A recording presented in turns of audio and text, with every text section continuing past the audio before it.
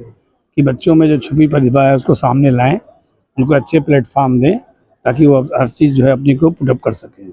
और इस दिशा में स्कूल कामयाब भी है, बच्चे भी काफ़ी जो है खुश हैं, उनके पेरेंट्स भी काफ़ी खुश हैं कि स्कूल जो है उनको ये अलग अलग प्लेटफॉर्म पे उनको पुटअप करता है ताकि अपनी प्रतिभा दिखाएं।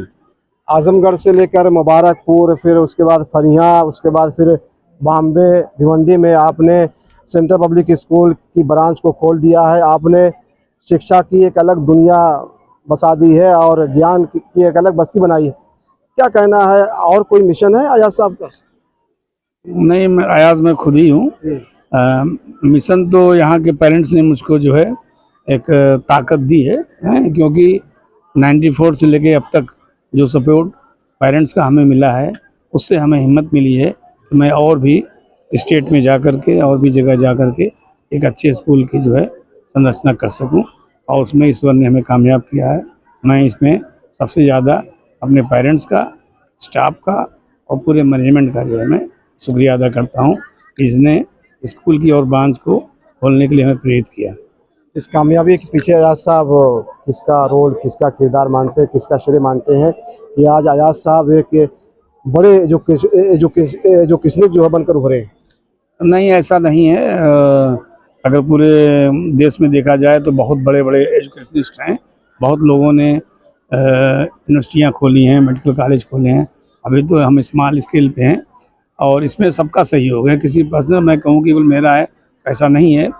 सबसे अच्छा रोल पेरेंट्स का है, उसके बाद स्टाफ है और मैनेजमेंट है। सभी ने मिल करके जो ये काम किया है उसकी वजह से ये स्कूल आगे बढ़ रहा है और इंशाल्लाह आगे बढ़ता रहेगा। सेंट्रल पब्लिक स्कूल की जो छात्र छात्राएँ हैं वो NEET, JEE, IIT, IAS, IPS इन मैदानों में जो है क्या नाम रोशन किया है? कितने छात्र छात्राएँ यहाँ से निकली, बाहर गईं और पूरे हिंदुस्तान में अपना नाम रोशन किया? हमें बड़ी खुशी है कि यहाँ के बच्चों ने करीब करीब हर मतलब कंपटीशन में आगे आए हैं, चाहे वो नीट हुआ हो, चाहे इंजीनियरिंग का लेवल हुआ हो, चाहे एडमिनिस्ट्रेटिव सर्विस हो, सभी में आगे हुए हैं। आप उनकी लिस्ट ऑफिस से ले लेंगे, आपको मालूम हो जाएगा कि हर साल काफ़ी बच्चे जो है अपनी प्रतिभा का दिखा करके गवर्नमेंट सर्विस हो रहे हैं और डॉक्टर्स में इंजीनियर बन रहे हैं। अयाज साहब, बच्चों की तालीम को लेकर आप कोशिश करते रहते हैं, लेकिन उनकी तरबियत को लेकर आपकी क्या कोशिश रहती है? देखिए, तालीम और तरबियत दोनों एक दूसरे के पूरक हैं। इसमें तालीम ऐसी होनी चाहिए कि अपनी जो आगे की ज़िंदगी है वो अच्छे तरीके से गुजरे, वो तो ज़रूर है, लेकिन संस्कार आपके अच्छे होने चाहिए। हमारी कोशिश है कि बच्चे को जो है पहले उसकी पाठशाला जो घर होती है उसको ऐसी शिक्षा दी जाए कि पहले अपने घर में अच्छे तरीके से रहे, फिर आप स्कूल में अच्छे रहे, फिर समाज में आके अच्छा बने। ये हमारी शुरू से रही है और मैं उसके सर्वांगीण विकास की ओर ध्यान देता हूँ, इसलिए मैं उस कोशिश में कामयाब भी हूँ और बच्चे भी अच्छा कर रहे हैं। बहुत सारे बच्चों ने नियर अबाउट करीब 200 से के आसपास बच्चों ने अपना अपना प्रोजेक्ट बनाया हुआ है। हालांकि मैं अभी तो सारा देख नहीं पाया हूँ। अभी मैं अभी देखिए ये क्या नाम है, कैंसर ट्रीटमेंट जो होता है वो किस तरीके से उसका हम क्योर कर सकते हैं, बचा के अपने आप को कैसे बचा सकते हैं। ये बच्चों ने अपने आप को बताने की कोशिश की है कि किस तरीके से हम अपने आप को बचाएं।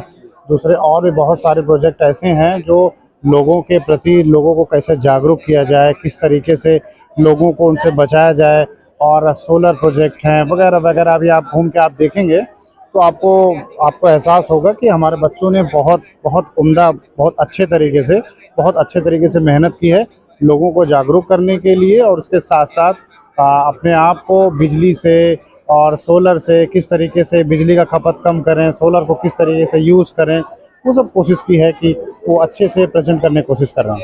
सेंट्रल पब्लिक स्कूल में जो साइंस एंड मैथ एग्जीबिशन जो लगाया गया है और बच्चों ने जिन मॉडलों को बनाकर पेश किया है लोगों के सामने, चाहे वो इंसान के पूरे जिस्म में जो बीमारियां पैदा होती है उनसे जागरूक रहने के लिए संदेश दिया है, इसके अलावा और भी चीज़ों को बनाया है। क्या इन सब चीज़ों को लेकर जनता जागरूक है? अगर जागरूक हो जाए तो क्या कितना बड़ा फ़ायदा हो सकता है? देखिए, हम जिस सोसाइटी से जुड़े हैं, शिक्षा, ये इसका काम ही यही है कि लोगों को हम ज़्यादा से ज़्यादा अवेयर करें, ज़्यादा से ज़्यादा वो बातें बताएं जो सोसाइटी के लिए, समाज के लिए जो ज़रूरी है। मैंने अभी आपको बताया कि जैसे सोलर की बात हुई, ये बच्चे कैंसर ट्रीटमेंट की बात कर रहे हैं, बहुत सारे जो फिजिक्स का इस्तेमाल हम अपनी रोज़मर्रा की ज़िंदगी में कैसे कर सकते हैं, वो जो हमारी जो सोसाइटी है, एजुकेशनल सोसाइटी, हम करते ही यही हैं कि लोगों को ज़्यादा से ज़्यादा जागरूक करें। और लोग इतने बड़े तादाद में लोग इंटरेस्ट दिखा रहे हैं, इट मीन्स कि उनके भी नज़रिए में ये चीज़ है। तो एक तरीके से हम कह सकते हैं कि हम इसमें कामयाब हो रहे हैं धीरे धीरे, और लोगों की जो उम्मीद है या लोगों की उत्सुकता जो है वो दिख रही है, जिसे हम ये कह सकते हैं कि हाँ, लोग जागरूक हैं और बहुत सारे लोगों को अभी जागरूक होने की ज़रूरत है।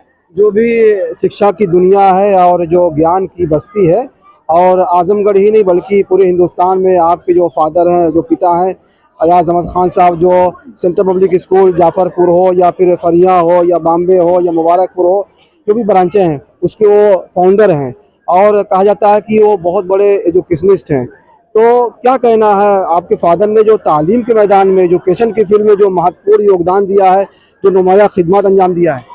देखिए, उन्होंने बहुत मेहनत से ये इतना बड़ा इदारा खड़ा किया है, और हम सब कोशिश करते हैं, मैं, मेरा छोटा भाई, हम लोग कोशिश ये करते हैं कि उस इदारे को, उस सिस्टम को हम और बेहतर लेवल पर लेके जाएं और उसको और बेहतर बनाएं। इसी के लिए हम हमारे हर स्कूल्स में साल भर में कुछ न कुछ आप देखेंगे, कुछ न कुछ होता ही रहता है कि बच्चों को हम किस तरीके से उनको एक्स्ट्रा करिकुलर एक्टिविटीज़ में उनका ध्यान लेके आएँ, गार्जियन का इन्वॉल्वमेंट उसमें कैसे हो। तो कहने का मतलब ये है कि जो चेयरमैन